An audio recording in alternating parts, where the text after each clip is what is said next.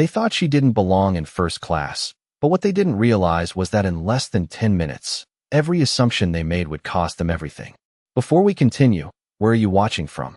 Drop your city or country in the comments below. And if you believe respect should never be based on appearances, make sure to like and subscribe, because stories like this remind us what dignity really looks like. Now, back to Emily Carter. She stepped into the first-class cabin of Flight 247 with the kind of quiet presence that rarely drew attention, and yet somehow always did. Her soft beige cardigan draped loosely over a simple white blouse, her worn leather tote resting against her hip, her movements calm and unhurried, as if the polished aisle beneath her feet belonged to her just as much as anyone else on board, even if no one else seemed to think so. The cabin itself glowed under warm overhead lighting, rows of wide leather seats stretching out like a private sanctuary reserved for those who wore tailored suits and carried an air of unquestioned privilege. And as Emily moved forward, a few heads turned, subtle at first, then lingering just a second too long, eyes scanning her outfit, her shoes, the absence of designer labels that so many in this space seemed to wear like armor. She didn't react, not when a man in a navy blazer raised an eyebrow, not when a woman across the aisle leaned toward her companion and whispered something behind a manicured hand, not even when a faint, almost imperceptible smirk flickered across the face of the flight attendant standing near the galley, watching her approach with a look that wasn't quite curiosity and definitely wasn't welcome.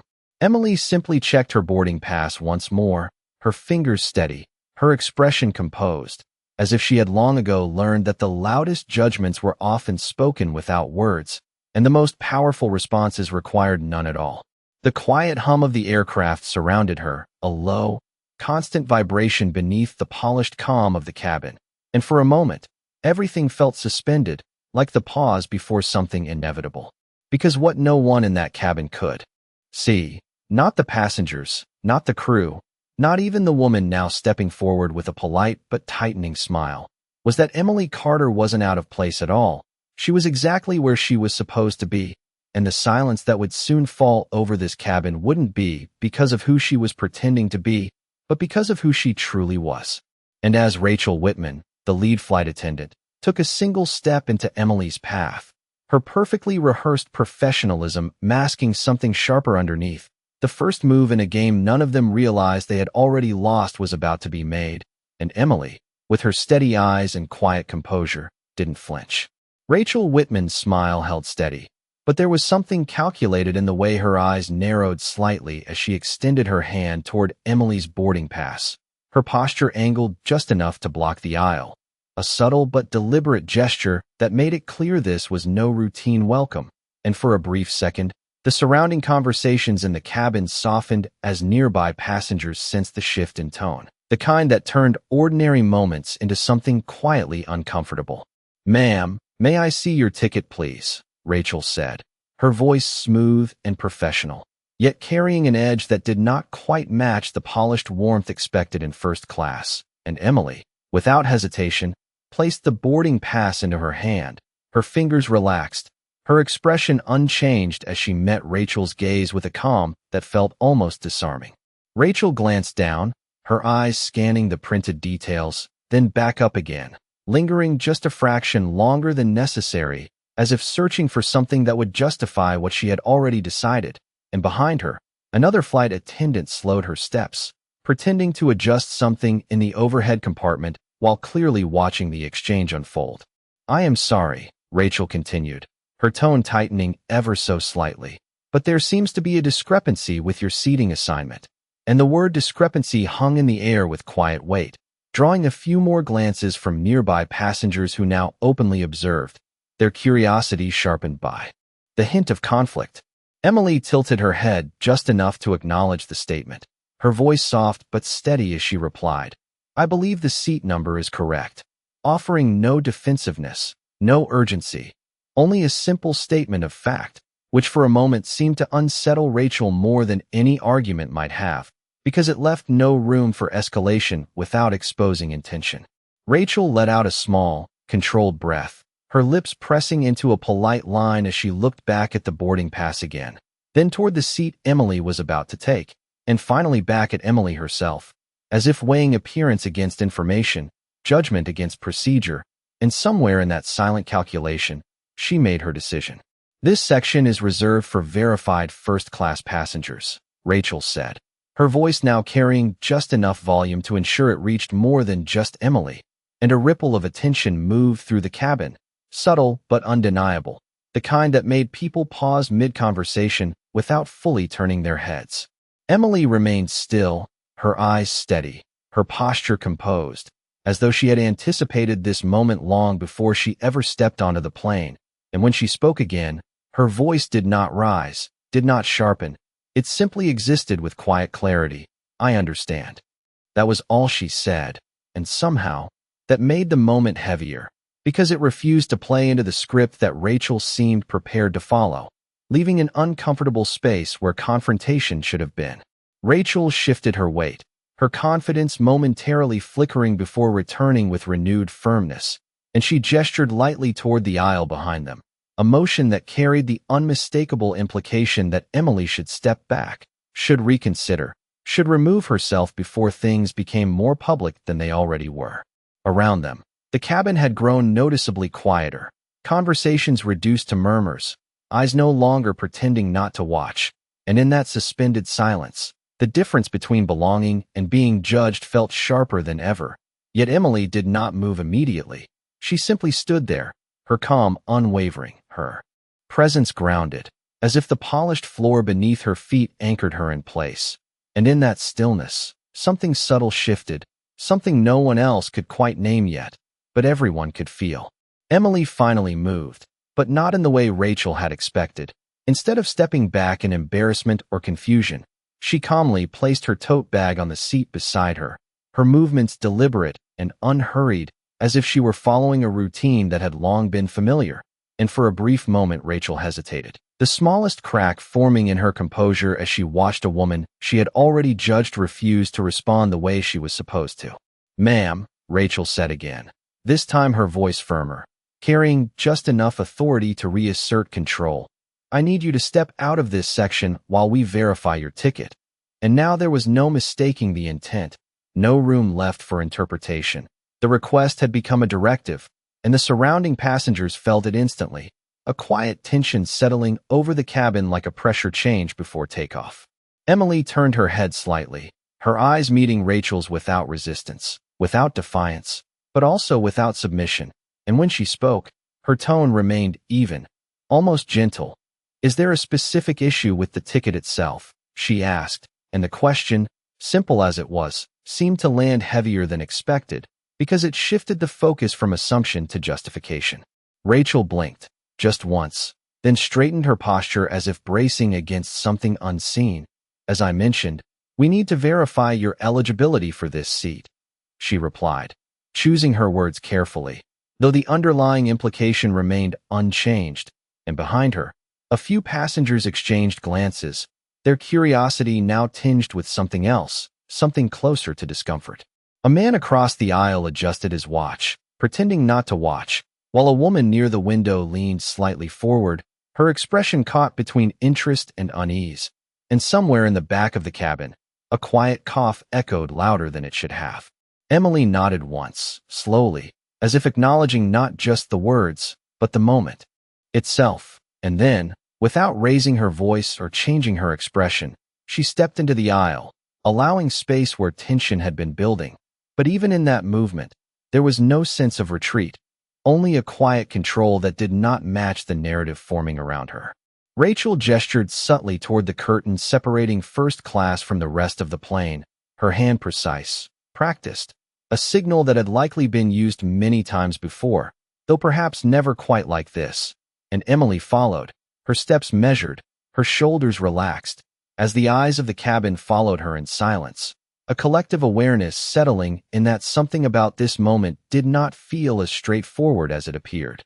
The polished floor reflected the soft overhead lights as she walked, each step echoing just enough to be heard. And as she reached the threshold, she paused briefly, not to resist, but as if considering something unseen, something beyond the immediate situation.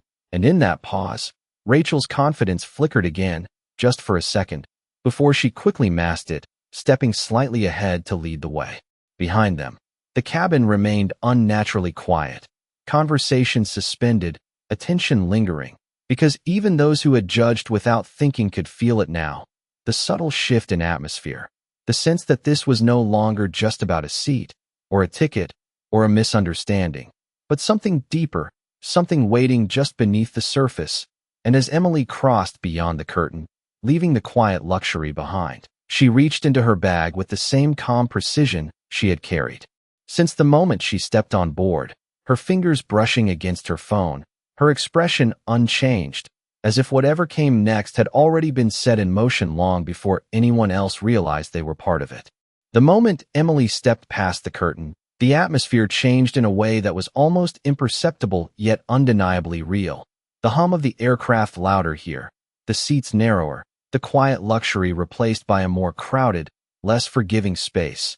And for the first time since she had boarded, the distance between perception and reality became physically visible, as if the line Rachel had drawn was not just about seating, but about who was considered worthy of comfort and who was not.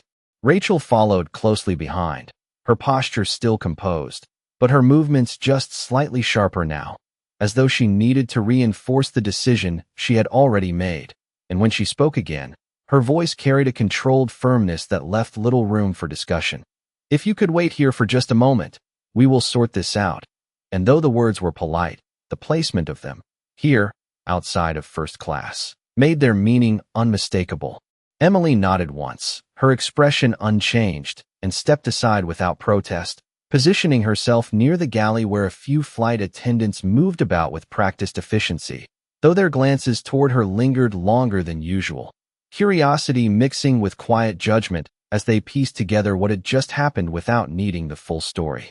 A man seated nearby looked up briefly, then quickly returned to his phone, while a young woman across the aisle watched openly, her brows slightly furrowed, as if trying to reconcile the calm demeanor of the woman standing there with the implication that she had somehow been out of place. Emily reached into her bag and retrieved her phone, her movements smooth and unhurried, as though time itself had slowed around her, and as her fingers tapped lightly against the screen, there was no sign of frustration, no trace of embarrassment, only a quiet focus that suggested she was not reacting to the situation, but responding to something far beyond it. Rachel, meanwhile, stepped a few feet away, lowering her voice as she spoke into the intercom handset, her tone shifting into the clipped, efficient cadence of internal communication. Though the occasional glance she cast toward Emily betrayed a flicker of uncertainty she had not anticipated, because despite everything, the woman she had just removed did not look defeated, did not look confused, did not look like someone who had made a mistake, and that absence of expected reaction began to create a subtle tension that even Rachel could feel.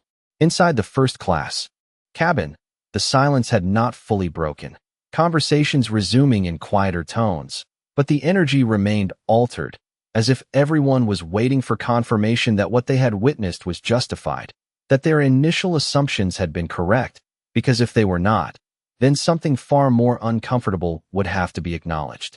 Back near the galley, Emily finished typing a brief message and slipped her phone back into her bag, her gaze lifting calmly to meet Rachel's as she approached again, and for a brief second, the two women stood facing each other, one holding on to authority, the other holding on to something far more difficult to define.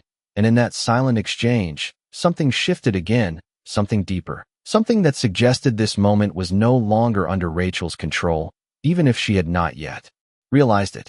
The faint chimes signaling a delay in departure echoed through the cabin just then, subtle but unmistakable, and a few heads turned instinctively, confusion beginning to ripple through the passengers as the timing did not quite align with expectations. And though no announcement followed immediately, the change was enough to unsettle the carefully maintained rhythm of the boarding process, and Emily, standing quietly with steady eyes and composed posture, did not move, as if she had been expecting exactly this, as if the next chapter of this unfolding moment had already been written long before anyone else noticed the shift. The subtle chime lingered in the air longer than it should have, a small sound that carried unexpected weight, and within seconds, the rhythm of the cabin began to shift in ways that no one could quite explain, flight attendants pausing mid-task, exchanging brief, quiet glances, their practiced efficiency momentarily disrupted by something unseen yet clearly felt. Rachel Whitman straightened her posture, her composure tightening as she pressed the intercom button once more, her voice low and controlled as she spoke to someone beyond the cabin. But this time, there was a trace of urgency beneath the professionalism, something she could not fully mask. Emily remained where she was, standing calmly near the galley, her hands resting lightly against the strap of her bag, her expression unchanged as if the delay, the whispers, the shifting atmosphere were all part of a sequence she had already anticipated, and for those watching, that calm began to feel less like patience and more like quiet certainty. A few rows behind her, passengers began checking their watches, murmuring softly about the delay, while others glanced toward the front of the plane, sensing that something unusual was unfolding, something that did not align with the smooth, predictable experience they had expected when they boarded. Inside first class, the earlier silence had transformed into a low current of speculation, voices hushed but persistent, as the image of Emily being asked to leave lingered in their minds, now colored by the unexplained pause and departure, and the connection between the two, though not yet spoken aloud, began to take shape. Rachel stepped away from the intercom, her heels clicking softly against the floor as she approached Emily again, but this time, her confidence was not as seamless, her smile not as controlled, and when she spoke, her tone carried a careful neutrality that had not been there before. "There appears to be a brief delay. We are just waiting on clearance," she said, though the explanation felt more like a placeholder than a certainty. Emily nodded slightly, her eyes steady, her voice quiet but clear. "Of course," she replied, offering no further comment, no challenge, no visible reaction, and that absence of resistance only deepened the tension, because it left Rachel without the confrontation she had unconsciously prepared for. Moments later, another chime sounded, followed by a soft crackle over the cabin speakers. But instead of the usual pilot announcement, there was only silence, the kind that stretched just long enough to be noticed, just long enough to unsettle, and in that suspended moment, every movement seemed amplified, every glance more deliberate, every breath more aware. Then, from the front of the aircraft, a figure appeared, stepping into view with a presence that did not need to announce itself, a man in a tailored dark suit moving with quiet authority, his expression composed, his gaze focused, and as he made his way down the aisle, flight attendants subtly adjusted their posture, their attention shifting instantly, instinctively, as recognition flickered across their faces. Rachel's breath caught almost imperceptibly as she turned, her eyes locking onto him, and for the first time since this began, something unmistakable surfaced in her expression, not doubt, not confusion, but the early edge of realization, the kind that arrives just before everything changes. Emily did not move, did not turn immediately, as if she already knew who was approaching, as if his arrival was not a surprise, but the inevitable next step in a sequence that had been quietly unfolding from the very beginning. And as the man drew closer, the cabin seemed to hold its breath, the invisible line between assumption and truth beginning to dissolve, one silent step at a time. The man's footsteps were measured, unhurried, yet every step seemed to echo louder than it should have, drawing the attention of every passenger and crew member within sight. And as he moved closer, the subtle shift in the cabin became impossible to ignore, conversations fading completely, movements slowing, eyes following him with growing curiosity, and something deeper, something closer to recognition. His presence carried a quiet authority that did not need to be announced, the kind that settled into a space and changed it without effort. And when he reached the galley area, his gaze did not wander, it went directly to Emily. For a brief moment, everything stilled, the hum of the aircraft fading into the background as the two stood within a few feet of each other. And then, without hesitation, his expression softened, not dramatically, not for display, but with a familiarity that was unmistakable. "Emily," he said, his voice calm, steady, and grounded in something far more personal than the situation unfolding around them. Rachel Whitman froze mid-step, her breath catching as the single word landed with a weight she could not immediately process, her mind racing to reconcile the composed authority of the man before her with the woman she had just asked to leave first class. Emily turned her head slightly, meeting his gaze with the same quiet composure she had carried from the beginning. And in that exchange, there was no surprise, no urgency, only recognition, as if this moment had been expected all along. "There was a small misunderstanding," she said softly, her tone even, her words simple, but the effect immediate, because they did not match the tension that had built around her. They did not justify the disruption, and yet they carried a certainty that seemed to dissolve the narrative Rachel had constructed. The man's expression shifted just slightly, not in anger, not in frustration, but in focus, and when he turned his attention toward Rachel, the change in the air was immediate, subtle but undeniable, like a shift in gravity that everyone could feel but no one could see. "A misunderstanding," he repeated, his voice still calm, but now carrying a clarity that left no room for ambiguity, and Rachel felt it instantly, the weight of it settling in her chest as the pieces began to fall into place. Faster now, sharper, each one erasing the confidence she had held just moments before. She straightened instinctively, her training taking over as she forced a professional smile back into place, but it no longer held the same certainty, no longer masked the realization forming behind her eyes. "Sir, we were simply verifying seating eligibility," she began, her voice controlled but no longer effortless. And as she spoke, she became acutely aware of the silence surrounding them, the attention of the entire cabin now fixed on this exchange, the earlier whispers replaced by a complete stillness that made every word carry further than intended. The man listened without interruption, his gaze steady, his posture relaxed yet commanding, and when she finished, there was a brief pause, just long enough to let the moment settle, just long enough for the weight of what had already happened to fully arrive. Then, with a calm that felt more powerful than any raised voice could have been, he spoke again, not loudly, not dramatically, but with a precision that cut through the tension like clarity itself. "I see," he said. And in those two words, there was understanding, there was judgment, and there was something else, something Rachel could not yet fully grasp but felt instinctively, the unmistakable beginning of a shift she could no longer control, as the quiet balance of the cabin tilted, and everything that had seemed certain just minutes ago began to unravel in complete silence. The silence deepened in a way that felt almost tangible, as if the entire cabin had been pulled into a single suspended moment, and Rachel Whitman felt it more than anyone, the weight of every eye, every breath, every unspoken realization pressing in around her as she stood facing a man whose presence alone had already begun to dismantle everything she thought she understood about the situation. He did not raise his voice, did not step closer in intimidation, but there was something in the steadiness of his gaze, something in the calm precision of his posture that made it impossible to look away, and as he turned slightly, allowing his attention to sweep briefly across the surrounding crew, the effect was immediate, shoulders straightened, movement stilled, and the quiet professionalism of the cabin shifted into something far more alert.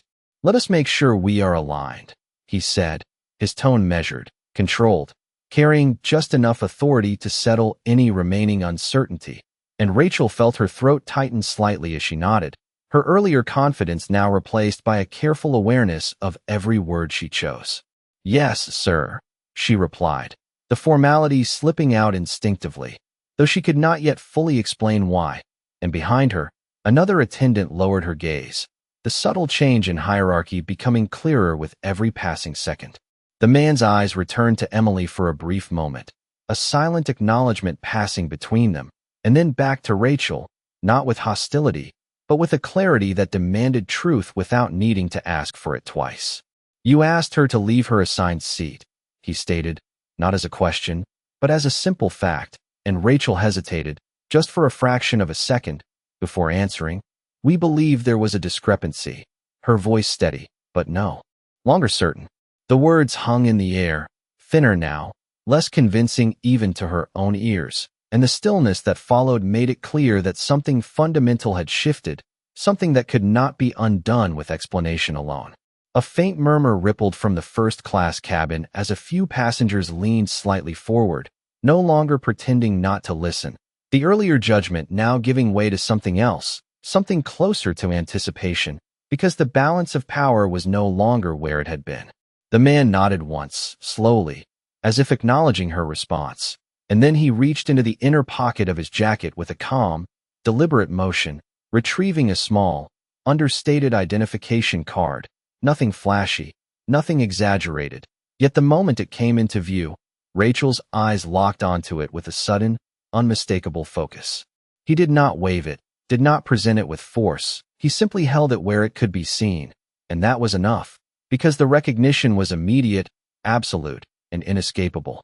Rachel's expression changed in an instant, the color in her face shifting as the reality of the situation arrived all at once. Not gradually, not gently, but with a clarity that left no room for doubt. And for a brief moment, she said nothing at all, her mind racing to reconcile the authority she had just challenged with the decision she had already made. The cabin, once filled with quiet judgment, now held a different kind of silence, one that carried realization, one that carried consequence. And as the man lowered the card and met Rachel's gaze again, there was no need for further explanation, because the truth had already spoken for itself, and in that moment, everything that had seemed certain just minutes before dissolved completely, leaving only the undeniable weight of what had been done and who it had been done to, and Emily, standing quietly beside him, remained exactly as she had been from the beginning, composed, steady, and untouched by the shifting storm around her, as if she had always known how this would end. The shift was immediate and irreversible, like a line drawn in silence that no one could pretend not to see, and Rachel Whitman felt it most sharply as the weight of recognition settled over her, her posture stiffening, her breath controlled but shallow, her mind racing to catch up with a reality that had arrived too late to prevent what had already been done. The identification card was no longer visible, but it did not need to be, because its meaning lingered in the air, carried in the stillness of the crew, in the sudden precision of their movements, in the way every pair of eyes now looked not at Emily with doubt, but at Rachel with quiet awareness. The man did not raise his voice, did not demand an apology, but his presence alone had shifted the balance entirely, and when he spoke again, his tone remained calm, measured, yet unmistakably firm. "Let us correct this," he said, and the simplicity of the statement carried more authority than any reprimand could have, because it was not a suggestion, it was a resolution already in motion. Rachel nodded quickly, the gesture almost automatic, her earlier certainty replaced by a careful urgency as she stepped slightly aside, her voice returning but no longer steady. "Of course, sir, there must have been an oversight," and the word oversight felt fragile, insufficient against the clarity of what had occurred. Emily remained still, her expression unchanged, her gaze calm, as if the unfolding correction was not a victory, not a reversal, but simply the natural course of events finally aligning with the truth. Behind them, the cabin had gone completely silent, passengers no longer whispering, no longer speculating, because the answer had already revealed itself, and in that silence, something deeper settled, something closer to reflection than curiosity. The man turned slightly toward Emily, his voice softening just enough to carry a different kind of weight. "Your seat is ready," he said, not as a reassurance, but as a simple acknowledgement of what should have been unquestioned from the beginning, and Emily gave a small nod, her movements as composed as they had been when she first stepped onto the aircraft. Rachel stepped forward again, this time not to block, not to question, but to guide, her gesture careful, precise, stripped of all earlier assumption, and as she moved aside to clear the path back toward first class, there was a noticeable shift in the way she carried herself, the confidence still present, but now tempered by something else, something quieter, something that could not be undone. Emily walked past her without hesitation, her steps steady, her posture relaxed, as if the space she was returning to had never truly been taken from her. And as she crossed the threshold back into the first-class cabin, the silence followed her, thick and unbroken, every passenger now fully aware of what had just unfolded, every earlier glance, every silent judgment now reframed in the light of something they could not ignore. A man who had once raised his eyebrow now looked down, adjusting his cuff as if to avoid eye contact, while the woman who had whispered earlier sat still, her expression unreadable, caught somewhere between realization and discomfort. Rachel remained near the curtain for a brief moment, her hands clasped lightly in front of her, her gaze lowered just slightly as the full weight of the moment settled in. And for the first time since this began, she did not move immediately, did not speak, did not attempt to regain control, because the control had already shifted, and in its place remained only the quiet, undeniable consequence of a judgment made too quickly. And in that stillness, as Emily took her seat with the same calm she had carried from the very beginning, the cabin did not erupt, did not react. It simply absorbed the moment in silence, a silence that said more than words ever could. The cabin remained still long after Emily settled into her seat, the soft leather beneath her barely creasing as she adjusted with quiet ease, her movements as natural and composed as if nothing unusual had occurred. And yet everything had changed, not in her, but in the way the space around her now responded to her presence. The overhead lights cast a warm glow across the polished surfaces, reflecting in the now quiet eyes of passengers who only minutes ago had a loud assumption to guide their judgment. And as the hum of the aircraft slowly returned to its steady rhythm, there was a noticeable absence of the earlier whispers, replaced instead by a silence that felt deliberate, almost respectful. Rachel Whitman stood just beyond the curtain for a moment longer, her posture straight but no longer rigid, her hands gently clasped as she gathered herself, the weight of what had happened settling not as a sudden blow, but as a slow, undeniable realization that could not be undone. And when she finally stepped forward again into first class, her movements were measured, careful, as if each step carried a quiet acknowledgement of the line she had crossed. She approached Emily's seat with a professionalism that had returned, but this time it was different, stripped of assumption, grounded in awareness. And when she spoke, her voice was softer, controlled but sincere. "Ms. Carter, I sincerely apologize for the inconvenience earlier," she said, the words clear, deliberate, not rushed, not forced, but chosen with intention. Emily looked up, her expression unchanged, her eyes steady, and for a brief moment, the two women held each other's gaze, not in conflict, but in understanding. And when Emily responded, her voice remained calm, almost gentle. "Thank you," she said, offering nothing more, no lecture, no correction, only a quiet acceptance that seemed to carry more weight than any reprimand could have. Rachel nodded once, a small gesture, but one that spoke of something deeper than protocol, before stepping back and continuing her duties, her posture now reflecting not just training, but reflection. Across the cabin, the earlier observers had shifted as well. The man in the navy blazer now focused intently on his tablet, his posture slightly withdrawn, while the woman who had whispered earlier stared out the window, her expression distant, as if replaying the moment in her mind with a different understanding. No one spoke of what had happened, but it lingered, not as gossip, not as drama, but as a quiet lesson woven into the fabric of the moment. The man who had arrived stood briefly beside Emily, his presence steady, his gaze softening as he looked at her, and though no words were exchanged that others could hear, the connection between them was unmistakable, not defined by status, not by authority, but by something far more grounded, something built on respect and quiet strength. After a moment, he gave a small nod and turned, moving back toward the front of the aircraft, his steps as measured as when he arrived, leaving behind a space that felt subtly transformed. As the final boarding call concluded and the cabin doors closed, the aircraft prepared for departure, the engines beginning their low, steady rise. And within the quiet luxury of first class, Emily sat as she had from the beginning, composed, unshaken, her presence unchanged by the recognition that had followed, because for her, nothing had been proven, nothing had been gained, only revealed. And as the plane began to move, lifting slowly toward the sky, the silence that remained in that cabin was no longer empty. It was filled with something far more lasting, a quiet understanding that respect is never defined by appearance, and that sometimes, the ones who say the least are the ones who change everything without ever needing to raise their voice.